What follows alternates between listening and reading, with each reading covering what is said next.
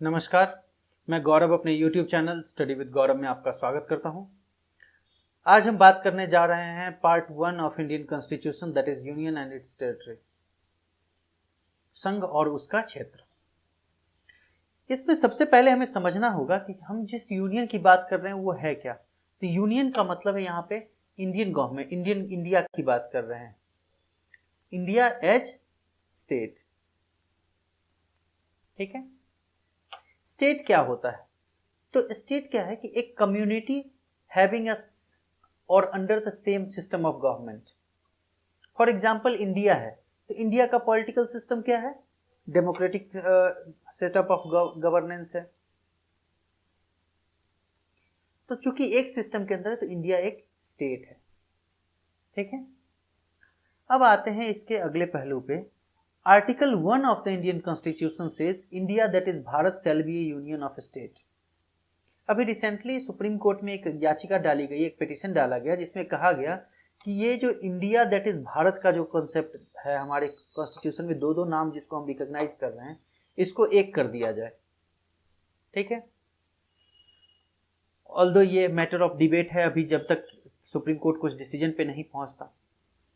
एक कंट्रोवर्सी भारत क्यों नाम पर आई ये तो हम सब जानते हैं कि इसका हिस्टोरिकल बैकग्राउंड है कि दुष्यंत और शकुंतला के जो पुत्र थे भरत, जिनके बारे में एक कहानी भी प्रचलित है कि सिंह के दांत गिन रहे थे बचपन में, इतने पराक्रमी थे, तो एक उनके नाम पे भरत आता है। ठीक है।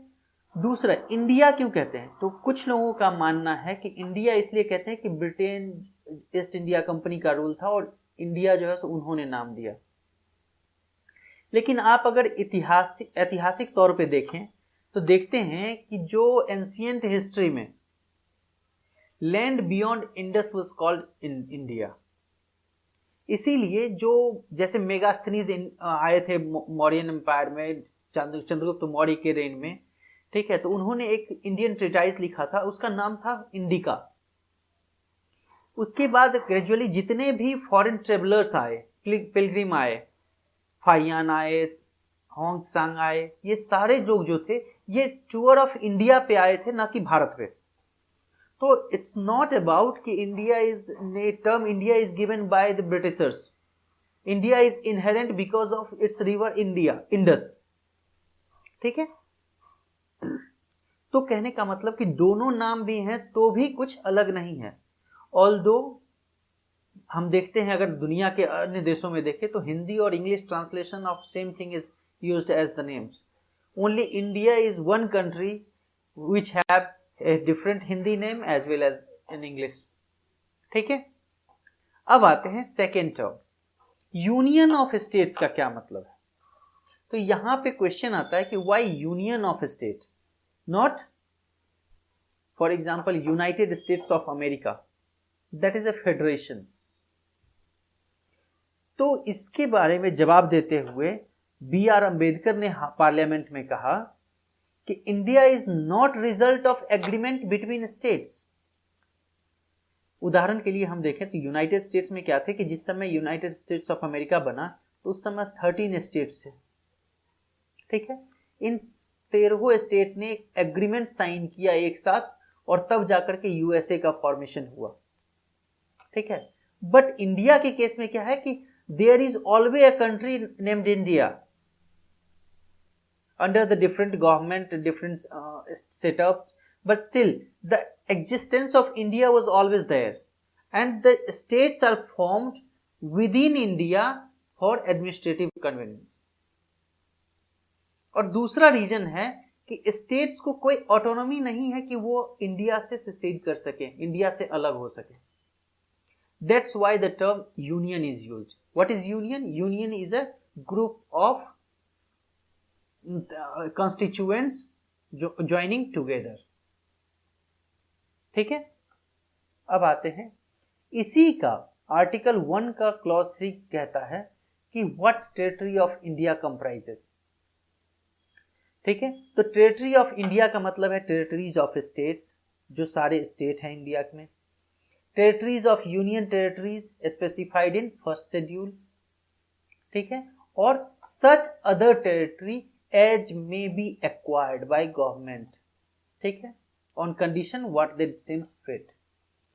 तो अब हमारे लिए दो टर्म आता है, एक तरफ है यूनियन ऑफ इंडिया और दूसरी तरफ है territories of India.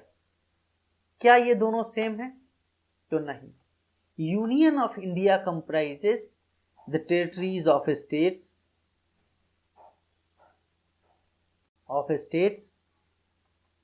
And UTs, जिस पे प्रेजेंटली गवर्नमेंट ऑफ इंडिया क्या करती है? सोवरेनिटी इंजॉय करती है। ठीक है, बट जब हम टेरिटरीज ऑफ इंडिया की बात करते हैं तो टेरिटरीज ऑफ इंडिया में आर्टिकल 1 क्लॉज 3 के अंदर एक पार्ट और जुड़ जाता है इनके साथ साथ, यूनियन ऑफ इंडिया के साथ साथ, कि any territory that may be acquired by government of India, that is acquired by government. ठीक है, तो कहने का मतलब कि अगर फ्यूचर में किसी टेरिटरी को गवर्नमेंट ऑफ इंडिया एक्वायर करती है तो वो भी टेरिटरीज ऑफ इंडिया में कंप्राइज करेगा, वो उसका पार्ट होगा। तो this is the basic difference between what is union of India and what is territories of India. Clear? Come to the next point.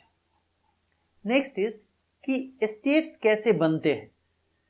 अब हमने देखा कि यूनियन ऑफ इंडिया एक है, उसके अंदर डिफरेंट स्टेट्स हैं और स्टेट्स आर नॉट सोवरेन। तो स्टेट्स को बनाने के लिए आर्टिकल 2 और 3 दो तरह के प्रोविजन हैं इंडियन कॉन्स्टिट्यूशन में। आर्टिकल 2 क्या कहता है?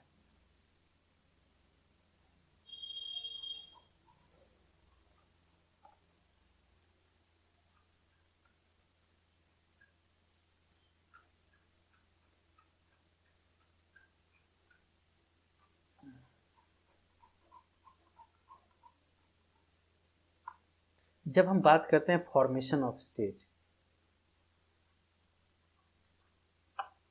ठीक है, तो स्टेट का फॉर्मेशन कैसे होगा? एक आर्टिकल 2 के अंदर है और दूसरा है आर्टिकल 3 के अंदर। आर्टिकल 2 बात करता है न्यू एक्वायर्ड टेरिटरी की।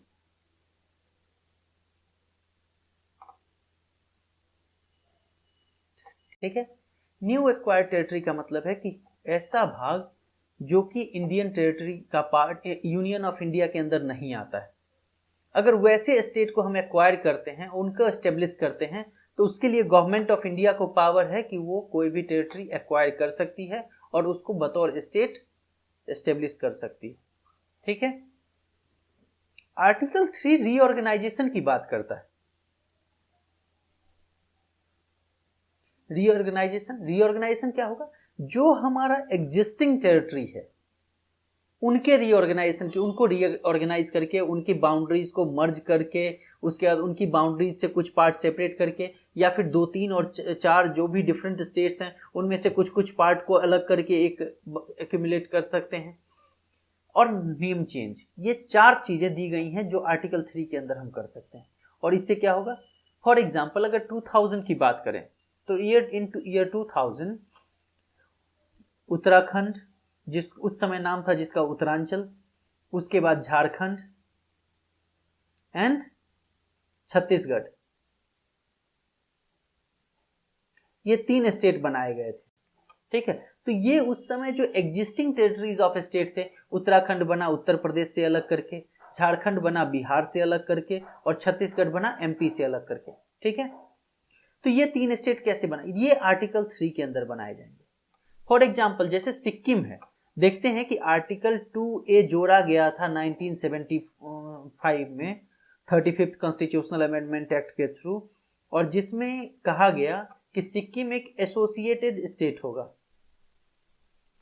ठीक है, बाद में इसको नेक्स्ट अमेंडमेंट 36th अमेंडमेंट के थ्रू रिपील कर दिया गया और सिक्किम इंडिया का स्टेट बन गया, directly Indian government, Indian union of India के अंदर एक स्टेट बन के आ गया। ठीक है, तो when we acquire some state it became part of territory of India.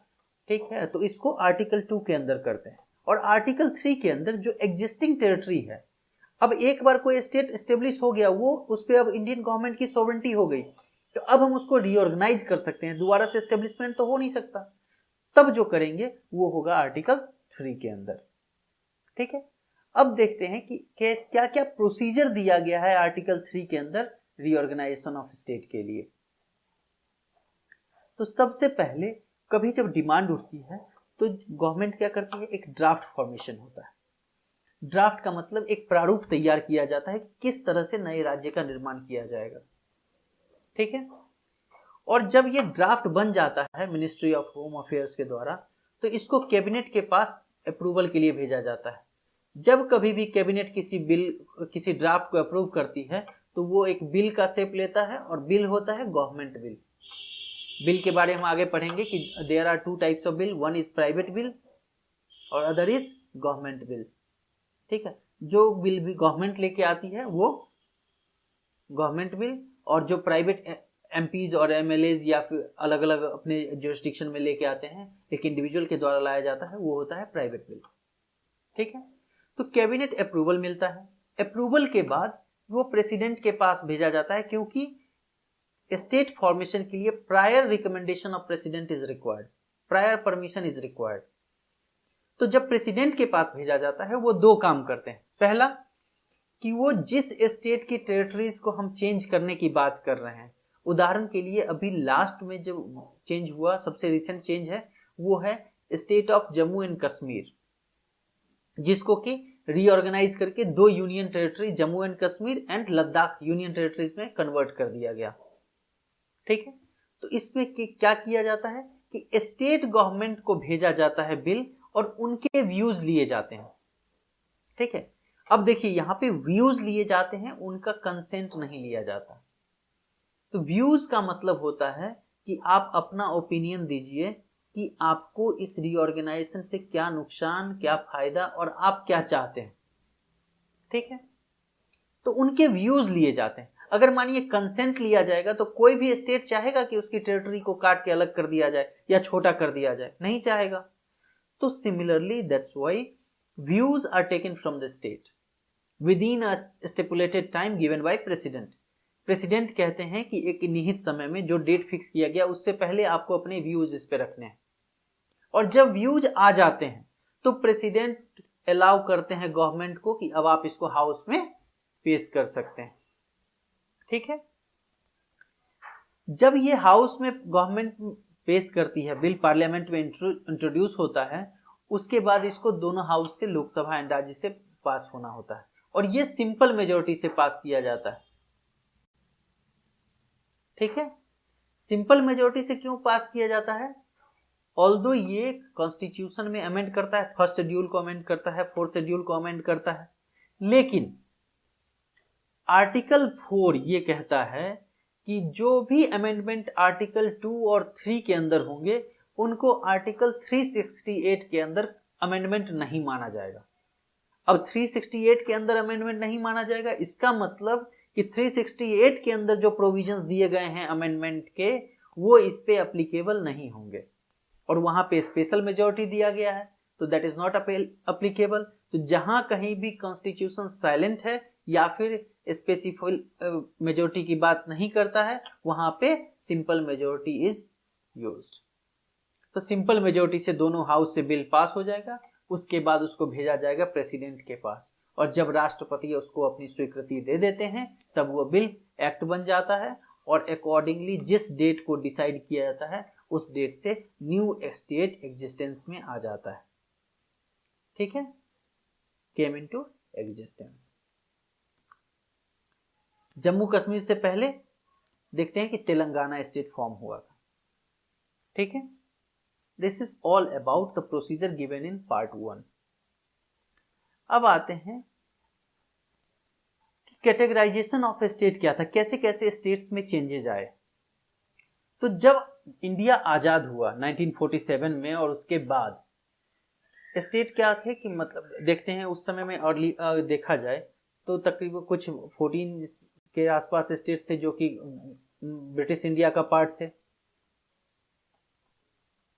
ठीक है, 562 रजवाड़े थे और कुछ चीफ कमिश्नर्स प्रोविंसेस थे,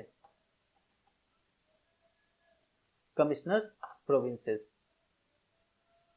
तो आजादी के समय में स्टेट को 4 पार्ट में डिवाइड किया गया, part A state, part B, part C and part D.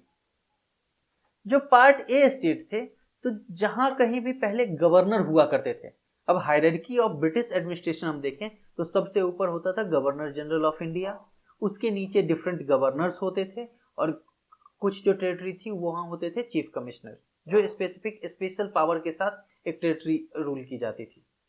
ठीक है, तो जो गवर्नर्स प्रोविंसेस थे उनको पार्ट ए में रखा गया।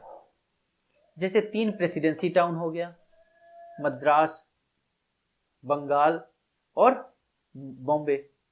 उसके बाद कुछ जो बड़े स्टेट थे जिनका डिवीजन उस समय हो चुका था, जैसे 1911 में बिहार को और बंगाल को अलग कर दिया गया था एडमिनिस्ट्रेटिव कन्वीनियंस के लिए, बंगाल विभाजन जिसको कहते हैं।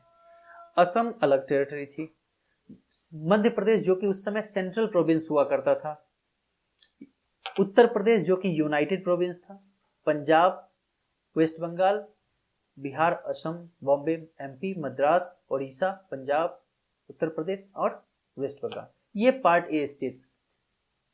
पार्ट बी स्टेट्स में देखते हैं कि जो बड़े बड़े रजवाड़े थे और जो प्रिंसली स्टेट्स थे उनको या तो जो बहुत बड़ा, जैसे हैदराबाद बहुत बड़ा स्टेट हुआ करता था, तो उसके जो राज प्रमुख थे ये पार्ट बी स्टेट का पार्ट बने। दूसरे कुछ स्टेट्स, प्रिंसली स्टेट्स को ज्वाइन कंबाइंड कर दिया गया, जोड़ दिया गया, जो छोटे छोटे रजवाड़े थे। तो जो प्रिंसली स्टेट थे और राज प्रमुख के द्वारा हेड किए जाते थे उनको पार्ट बी में रखा गया। ठीक है, पार्ट सी में 4 चीफ कमिश्नर्स प्रोविंस थे, जिसमें से एक देखते हैं बलूचिस्तान जो है वो पाकिस्तान में चला गया, तो इंडिया के पास रह गए दिल्ली, कुर्ग, अजमेर एंड मेवाड़। ठीक है, और ये चीफ कमिश्नर्स प्रोविंस थे। और कुछ प्रिंसली स्टेट जो छोटे छोटे थे उनको भी इसमें एक्यूमुलेट कर दिया गया पार्ट सी में, जिसमें कि मणिपुर है, भोपाल के नवाब का जो टेरिटरी था वो हो गया, बिलासपुर हो गया, एक्सेट्रा। और पार्ट डी जो है, पार्ट डी में सिर्फ एक था, island state, Andaman and Nicobar. ये जो कैटेगराइजेशन था वो 1953 से पहले तक था। 1953 के बाद देखते हैं कि थोड़े थोड़े इसमें चेंजेस भी आते हैं, और फाइनली जब 1956 में स्टेट रीऑर्गेनाइजेशन एक्ट आता है तो उसके साथ ये कैटेगराइजेशन खत्म करके सिर्फ 2 चीजें बचती हैं, states and union territories. No categorisation on the basis of their governance, part A, B, C, D etcetera. ठीक है, पूरी तरह से इसको खत्म कर दिया जाता है। अब आते हैं कि जब हम आजादी से पहले की बात करते हैं कि during colonial rule, British India के टाइम पे ब्रिटिश किस बेसिस पे स्टेट्स का कैटेगराइजेशन डिवीजन करते थे। तो सबसे पहला है एडमिनिस्ट्रेटिव, प्रशासनिक सुव्यवस्था के नाम। प्रशासनिक सुव्यवस्था क्या कि जिनको रूल करना उनके लिए आसान हो जाए, एक तरह के सिमिलर जो है सो सिचुएशन हो वहां पे, तो सिमिलर सिचुएशन में सिमिलर लॉ इन्फोर्स करना आसान होता है। दूसरा, जो इकोनॉमिक एडवांसमेंट के लिए उनके लिए जरूरी था, इकोनॉमिक एडवांसमेंट। फॉर एग्जांपल अगर वेस्ट बंगाल को इसलिए रखा गया ना अलग से, क्योंकि बंगाल से जो है सो तुरंत वो ट्रांसपोर्ट सिस्टम इजी था, हुगली से वो अपना एक्सपोर्ट इजीली कर पाते थे। और तीसरा कि मिलिट्री सेटअप, जो क्योंकि उनकी सत्ता जो थी वो उनके आर्म्ड फोर्सेस की वजह से ही एस्टेब्लिश थी, तो मिलिट्री मूवमेंट आसान रहे। ठीक है, तो उसके सेटअप के हिसाब से ये 3 बेसिस थे मेजर, जिसके बेसिस पे वो स्टेट्स का फॉर्मेशन करते थे। फॉर एग्जांपल जो बंगाल था, बंगाल से बिहार और बंगाल का जो डिवीजन हुआ 1911 में, ठीक है, although it was decided in 1905 but due to immense protest it was cancelled, but due to administrative convenience in 1911 actual division of Bengal into Bihar and Bengal was taken place. तो जब ये हुआ तो कहने का मतलब ये प्रशासनिक सुधार के नाम पे उन्होंने कहा कि जो प्रशासन जो है उसको हमें आसानी से रेगुलेट करना हो, आसान हो जाएगा हमारे लिए रेगुलेट करना, इस बेसिस पे हम इसको डिवाइड कर रहे हैं। ठीक है, लेकिन आजादी के बाद जो कैटेगराइजेशन हुआ और जो बेसिस बनाया गया स्टेट फॉर्म करने का, तो उसके लिए जो फजल अली कमीशन था, फजल अली कमीशन ने चार पॉइंट्स दिए थे कि ये चारों पॉइंट्स को कंसिडरेशन में लिया जाना चाहिए कि स्टेट का इस तरह से डिवीजन हो कि जो यूनियन की जो यूनिटी एंड इंटीग्रिटी है as a whole, country as a whole, वो किसी तरह से डिस्टर्ब ना हो। अब अगर मानिए कि सिमिलर कल्चर के लोगों को हम अलग करते चलें तो क्या होगा कि वहां पे रीजनलिज्म, जो लोकलाइजेशन ऑफ गवर्नेंस है, लोकलाइजेशन, लोकल इंटरेस्ट जो है, वो अगर प्रिवेल कर गया तो unity of nation and unity and integrity of nation is always in danger. तो unity and integrity was the first point that should be taken into consideration. Second, पहली बार फजल अली कमीशन ने लिंग्विस्टिक एंड कल्चरल होमोजेनिटी को भी एक part माना। उससे पहले जो लिंग्विस्टिक बेसिस पे जब भी कमिटीज बनाई गई थी तो वो लैंग्वेज को as a mode of state formation accept नहीं कर रहे थे। इसने कहा कि हम तो मानेंगे लेकिन ये एक प्रोविजन हो सकता है, लेकिन होमोजेनिटी होनी चाहिए, जिसके बेसिस पे देखते हैं कि आंध्र प्रदेश का फॉर्मेशन होता है। ठीक है। थर्ड कंसिडरेशन था कि financial, economic and administration. Financial इसीलिए कि अगर मानिए कहीं पे रिसोर्सेज बहुत अच्छे अवेलेबल है, ठीक है, तो वो अपने सस्टेंस जो सिस्टम है उसका फुलफिलमेंट कर पाएंगे। लेकिन ऐसा नहीं हो कि उसके साथ वाली जो टेरिटरी है जहां पे रिसोर्सेज कुछ भी नहीं है तो वो पूरी तरह से डिप्राइव हो जाए। ठीक है, तो रिसोर्सेज का इक्विटेबल डिस्ट्रीब्यूशन हो, इस तरह से हो कि हर स्टेट को कुछ ना कुछ मिले जिससे वो सेल्फ सस्टेन रह सके, अपने एडमिनिस्ट्रेशन को फुलफिल कर सके। ठीक है, और ultimate and the final goal was welfare of people should be Paramount in consideration, कि किसी भी स्थिति में लोगों का वेलफेयर और साथ में नेशन का वेलफेयर एज अ होल, ठीक है, इवन डेवलपमेंट की होनी चाहिए। हर तबके, हर रीजन को इक्विटेबल अपॉर्चुनिटी होनी चाहिए ताकि वो ग्रो कर सके, और जब हर रीजन इक्विटेबल ग्रो करेगा तो similarly nation as a whole भी ग्रो करेगा। These are the parameters given by Fazal Ali commission. अब आते हैं कि जब आजादी के समय में लिंग्विस्टिक स्टेट्स की डिमांड बढ़ गई, भाषाई स्तर पर जो मेजर लैंग्वेजेस थे, ठीक है, जैसे साउथ में अलग अलग कई सारे लैंग्वेज हैं, इंडिया में 21 लैंग्वेज तो रिकॉग्नाइज्ड लैंग्वेज हैं जो कि कॉन्स्टिट्यूशनली रिकॉग्नाइज्ड हैं। बाकी लोकल लेवल पे तो बहुत लैंग्वेजेस हैं, हर जगह अलग अलग भाषा बोली जाती है। ठीक है, तो लिंग्विस्टिक स्टेट्स की डिमांड जो है वो बढ़ी। क्यों?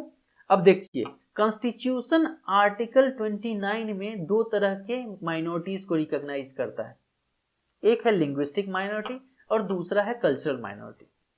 ठीक है, कल्चरल ऑल्सो इंक्लूड रिलीजन। अब लिंग्विस्टिक माइनॉरिटी और एक कॉन्स्टिट्यूशनल जो डेमोक्रेटिक कॉन्स्टिट्यूशन होते हैं वो हमेशा उनमें एक स्पेसिफिक प्रोविजन ये रिक्वायर्ड होता है कि माइनॉरिटी का इंटरेस्ट हैम्पर नहीं होना चाहिए। अब ऑब्वियसली जो मेजॉरिटी और माइनॉरिटी का ग्रुप होगा तो इट माइट पॉसिबल, अगर उनको सेफ गार्ड्स नहीं दिए गए तो पॉसिबिलिटी है कि जो मेजॉरिटी है वो धीरे धीरे माइनॉरिटीज के जो नॉर्म्स हैं, उनके ट्रेडिशन है, कस्टम है, उसको बिल्कुल वाइप आउट कर सकता है। That's why in all the constitutional democracies there are safeguards provided in constitution itself for minorities.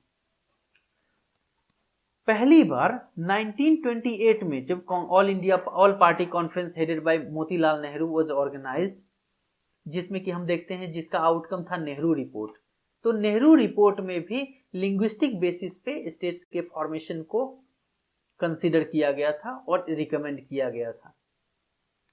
Even Jawaharlal Nehru भी इस आइडिया से एग्री करते थे कि मतलब लिंग्विस्टिक बेसिस पे जो मेजर लैंग्वेजेस हैं उनको जो है सो ऑटोनॉमी दी जानी चाहिए ताकि वो अपने लैंग्वेज को फ्लोरिश कर सके, अपने लैंग्वेज में स्टेट्स को रेगुलेट कर सके, रन कर सके। बट क्या हुआ कि इंडिपेंडेंस के बाद चूंकि माइनॉरिटीज जो पार्टीशन ऑफ इंडिया हुआ और जिस तरह पार्टीशन की वजह से ये जो कत्लेआम हुआ, ठीक है, उससे डर करके वो नेहरू नहीं चाहते थे कि जहां हम अभी इंटीग्रेशन की बात कर रहे हैं यहाँ इतने रजवाड़े थे, 562 के आसपास रजवाड़े थे, कुछ ब्रिटिश इंडिया की टेरिटरीज थी जो कि स्टेट्स में डिवाइडेड थी, तो ऐसा ना हो कि फ्रेगमेंट में हमें स्टेट्स बनने शुरू हो जाए, ऐसी डिमांड हो कि लगातार सेपरेट पार्टीशन मूवमेंट स्टार्ट हो जाए। इस व्यू से डर करके नेहरू जी ने अपना जो स्टैंड था पहले लिंग्विस्टिक स्टेट्स का, उसको चेंज कर दिया। बट अगेन जैसे ही आजादी के बाद दोबारा से लिंग्विस्टिक स्टेट्स की डिमांड आगे बढ़ने लगी। अब इसके लिए लिंग्विस्टिक जो डिमांड्स थे, तो दोनों, हमेशा कोई भी जब डिमांड आता है तो उसके कुछ फेवर में पॉइंट्स होते हैं, कुछ एंटी पॉइंट्स होते हैं, ठीक है। तो जो लोग लिंग्विस्टिक स्टेट्स के फेवर में थे, उनका कहना था, वो जो रीजन रख रहे थे, पहला कि multilingual state is difficult to administer. अब मानिए कि एक स्टेट है जिसमें कि अलग अलग भाषा के बोलने वाले लोग हैं, तो क्या होगा कि जो वहां पे एडमिनिस्ट्रेटिव ऑफिसर जाएगा, उसको तो ग्राउंड पे काम करना है, उसको तो लोगों के बीच में काम करना है। अब भाषाई स्तर पर उसको समझ में ही नहीं आएगा कि ये क्या कहना क्या चाह रहे हैं, लोगों की समस्या क्या है, तो उनको, उनके लिए, वो उनके बेहतरी के लिए बेहतर तरीके से काम नहीं कर पाएगा, ठीक है। तो इसीलिए मल्टीलिंगुअल स्टेट डिफिकल्ट है, तो लिंग्विस्टिक बेसिस पे स्टेट्स का फॉर्मेशन होना चाहिए। सेकंड था कि रिलीजन के बेसिस पे अगर हम करते हैं तो फिर से वो पार्टीशन वाला खतरा मंडरा रहा था कि पहले तो हिंदू और मुस्लिम की, सो कॉल्ड हिंदू और मुस्लिम के बीच में पार्टीशन हुए, पाकिस्तान एब्सोल्युटली मुस्लिम नेशन के, इस्लामिक स्टेट के रूप में उभरा। तो अगर रिलीजन को हम कंसिडरेशन में लेते हैं स्टेट फॉर्मेशन के लिए, तो there is always a danger और threat of integration of India. तो लैंग्वेज जो है वो ज्यादा सेकुलर है कि एक टेरिटरी में अगर सिमिलर लैंग्वेज बोलने वाले लोग हैं तो ये फर्क नहीं पड़ता कि वो किस धर्म से हैं, वो भाषा जो है तो ज्यादा धर्मनिरपेक्ष बिल्कुल होगा, क्योंकि भाषा का धर्म से कोई लेना देना नहीं है। भाषा क्षेत्रीय होती है, राज्य स्तर की हो सकती है, एक स्पेसिफिक रीजन की हो सकती है, जिसमें अलग अलग धर्मों के लोग एक साथ रह सकते हैं। तो जो रिलीजियस इंटीग्रेशन है वो लैंग्वेज के बेसिस पे डिवीजन पे हैम्पर नहीं करेगा। थर्ड पार्ट था कि जो बच्चे होते हैं जिनकी जो मदर टंग होती है, अगर उसमें उनको बेसिक एजुकेशन, मॉडर्न एजुकेशन जो है उनके रीजनल लैंग्वेज में प्रोवाइड कराया जाए, तो एक्सेल होने के चांसेस बढ़ जाते हैं, उनकी समझ बेहतर विकसित होगी।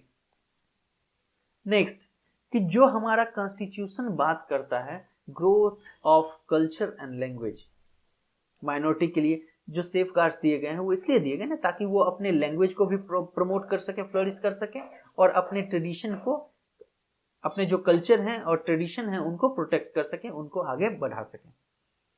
तो ये सारे थे फेवर में पॉइंट्स। बट जो इसके अगेंस्ट में थे लिंग्विस्टिक स्टेट्स के, कि वो कहते थे कि मतलब अगर आप लैंग्वेज को कंसिडरेशन में लेते हैं, तो उदाहरण के लिए देखिए बिहार में अभी कौन कौन सी भाषाएं बोली जाती हैं। बिहार में है भोजपुरी है, मगही है, उसके बाद फिर मैथिली है, बज्जिका है, अंगिका है, 4-5 भाषाएं बिहार में बोली जाती हैं। तो धीरे धीरे देखा जाएगा कि भाषाई स्तर पे तो भारत में तो लोकल लैंग्वेज की भरमार है, तो इतनी ज्यादा भाषाएं होंगी, इसका मतलब कि स्टेट जो होंगे वो बहुत छोटे छोटे स्टेट बन जाएंगे, पहला। दूसरा, slow down emergence of national identity. अब आजादी के समय की फॉरमोस्ट रिक्वायरमेंट थी कि एक ऐसा कंट्री बनाना था जो कि, अब जैसे मानिए कि पहले स्टेट्स, अब 562 स्टेट, ये आज के डेट में सोच के ही अलग लगता है कि अगर ये भारत 600 पार्ट में बटा होता तो कैसा होता। तो उन सब को एक्यूमुलेट करके हमें एक नेशनल आइडेंटिटी बनानी थी उस समय, जो कि उस समय का फॉरमोस्ट टास्क था। अगर हम स्टेट्स का फॉर्मेशन इसके लैंग्वेज के बेसिस पे करते तो बहुत सारे स्टेट बन जाते, तो इमरजेंस ऑफ नेशनल आइडेंटिटी जो है वो बहुत स्लो हो जाता, और बहुत स्लो जो नेशनल आइडेंटिटी होती तो there is always threat to unity, ठीक है। क्योंकि आप जब तक ग्रुप में, यूनियन में नहीं है, यूनिट मतलब एक संगठित शक्ति नहीं है, तब तक आपके इंटीग्रिटी को हमेशा खतरा रहेगा, ठीक है। जो इंटरनल कॉन्फ्लिक्ट है वो भी बहुत ज्यादा होंगे। और लास्ट था कि जो अगर नेशनल आइडेंटिटी नहीं बनेगी, ठीक है, तो जो ग्रोथ ऑफ नेशनल लैंग्वेज की हम बात करते हैं कि वन नेशन वन लैंग्वेज, ये तो हो ही नहीं सकता, क्योंकि हर स्टेट अपने लैंग्वेज के लिए, अपने लोगों के लिए काम करता रहेगा। तो जो नेशनल आइडेंटिटी ही नहीं बनेगी तो नेशनल लैंग्वेज तो दूर की सोच है, ठीक है। तो इसीलिए आजादी के समय में इसको एक्सेप्ट नहीं किया जा सकता था। अब देखते हैं कि आजादी के समय की सिचुएशन क्या थी कि British India plus 562 princely states, और हम देखते हैं कि ब्रिटिश को अब जल्दी हो गई थी जाने की। इवन ये डिक्लेयर कर दिया कि अब जून 1948 से पहले हम जो है सो भारत छोड़ के चले जाएंगे। तो उस समय इंस्टेंट रिक्वायरमेंट जो था वो था कि किसी तरह से इंडिया को एक्यूमुलेट करना है, इंटीग्रेट करके एक नेशन के तौर पे हमें आगे आना है। तो उस समय कुछ टेम्पररी अरेंजमेंट्स किए गए, जिसको जो कि हम बात कर अभी हमने देखा कि part A B C D के फॉर्म में हमारे पास स्टेट्स के कैटेगराइजेशन थे। That was a temporary arrangement. लेकिन टेम्पररी चीजें टेम्पररी हो सकती है, परमानेंट नहीं हो सकती। परमानेंट सॉल्यूशन तभी आएगा जब उसके हम सही तरीके से सारे कंसिडरेशन को एनालाइज करके फॉर्म करते हैं। इसीलिए परमानेंट सॉल्यूशन क्या था कि अब हम सारे डायमेंशंस को कंसीडर करके जो टेरिटरी है उसको रीऑर्गेनाइज करें। 1948 में पहली बार आजादी के जस्ट बाद लिंग्विस्टिक प्रोविंस कमीशन बनाया गया, जिसके हेड चेयरमैन थे एसपी धर कमेटी। एसपी धर कमेटी ने सारे जो डायमेंशंस थे उनको एक्सप्लोर किया और एक्सप्लोर करने के बाद अपनी रिपोर्ट सौंपी। ठीक है, और इस रिपोर्ट में इन्होंने एडमिनिस्ट्रेटिव कन्वीनियंस को प्रायोरिटी दिया और लिंग्विस्टिक बेसिस को पूरी तरह से नकार दिया। ठीक है, लेकिन डिमांड तो लगातार बनती जा रही थी। तो कांग्रेस का जब एनुअल सेशन होता है, कांग्रेस के एनुअल सेशन 1948 के दिसंबर में हुआ, तो उसमें जेबीपी कमेटी बनाई गई। जवाहरलाल नेहरू, वल्लभ भाई पटेल एंड पट्टभी सीतारमैया, ये 3 लोगों का एक कमेटी बना, जो कि एसपी धर कमेटी के रिकमेंडेशंस को एनालाइज करने के लिए बनाई गई थी। ठीक है, तो इसमें देखा गया कि इन्होंने भी लिंग्विस्टिक स्टेट को ऐसे रिकॉग्नाइज तो कर रहे थे, लेकिन फिलहाल उसके आइडिया को उन्होंने डिसमिस कर दिया। उन्होंने कहा कि हो सकता है कि हम आगे इसको पब्लिक डिमांड के बेसिस पे इसको री एग्जामिन करें, ठीक है, दोबारा से इस पे कंसीडर करें, लेकिन अभी के लिए ये चीज सही नहीं है। ऑब्वियसली रीजन क्या था? Instant integration of national identity and creation of a nation rather than divisive politics और स्टेट्स को प्रमोट करना। ठीक है, 1953 में क्या होता है कि श्री रामुलु जो हैं सेपरेट आंध्रा स्टेट के को लेकर के प्रोटेस्ट करते हैं, आमरण अनशन करते हैं, और इनकी मौत हो जाती है, जिसके बाद वायलेंट प्रोटेस्ट स्टार्ट हो जाता है। उस वायलेंस को देख करके तत्काल में आंध्रा स्टेट का फॉर्मेशन होता है।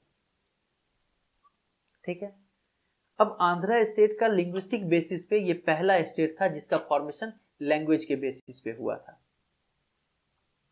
ठीक है, इंडिपेंडेंट इंडिया में। अब जब ये स्टेट का फॉर्मेशन होता है तो डिमांड तो बढ़ेंगे ऑब्वियसली, क्योंकि एक स्टेट बन जाता है, जब एक रोल आइडियल सामने होता है तो अलग अलग तबके के लोग फिर से आएंगे, आगे बढ़ करके लैंग्वेज के नाम पे डिमांड करेंगे।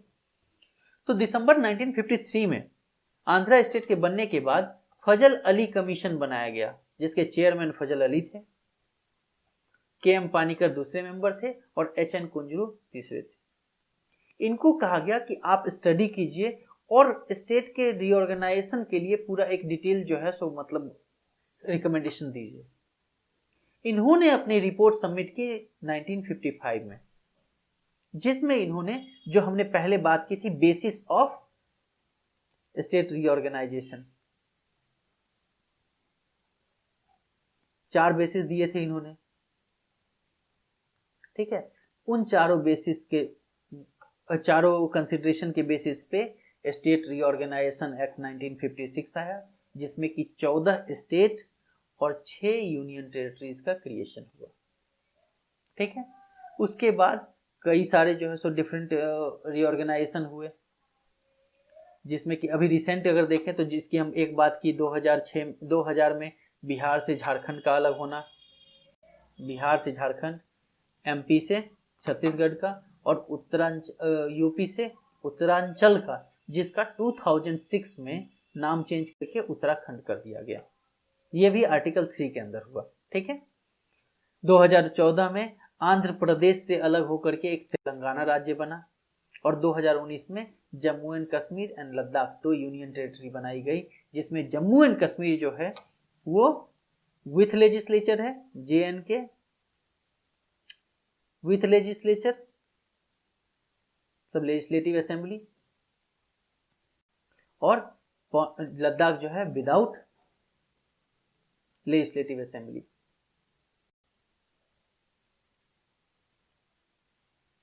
ठीक है, तो इस तरह से part 1 of the Indian constitution provide for all about state formation, there existence. अब ये जो लिस्ट टेरिटरीज का आइडेंटिफिकेशन है ये कॉन्स्टिट्यूशन में फर्स्ट शेड्यूल में दिया गया है। ठीक है, शेड्यूल क्या है? शेड्यूल आर द एक्सप्लेनेशन और interpretation of specific article. For example article 1 बताता है कि what is the union of India and it's territories, नाम बताता है कि भारत, यूनियन ऑफ इंडिया क्या कंप्राइज करता है, कितनी एरिया पे हम सोवरेनिटी एंजॉय करते हैं, और उन सब का डिटेल किस स्टेट की कितनी टेरिटरी होगी, ये सब कुछ आर्टिकल शेड्यूल 1 में दिया गया है। तो इस तरह से कॉन्स्टिट्यूशन में चेंज होने के बावजूद भी हम इसको कॉन्स्टिट्यूशनल अमेंडमेंट नहीं मानते हैं आर्टिकल 4 के अंदर। This is all about states, their formation and reorganisation. If you have any query, any doubt in your mind, you can ask in comment. You can also suggest me if you find anything difficult. You can give me suggestions. I will try to provide them in more smooth way in future lectures. So please come out and speak up. Thank you so much. Thanks for watching.